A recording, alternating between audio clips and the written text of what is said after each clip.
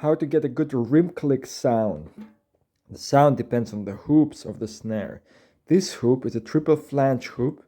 It's a very thin hoop. So what I do is I turn the stick around and then I can experiment. See, there's a stronger sound.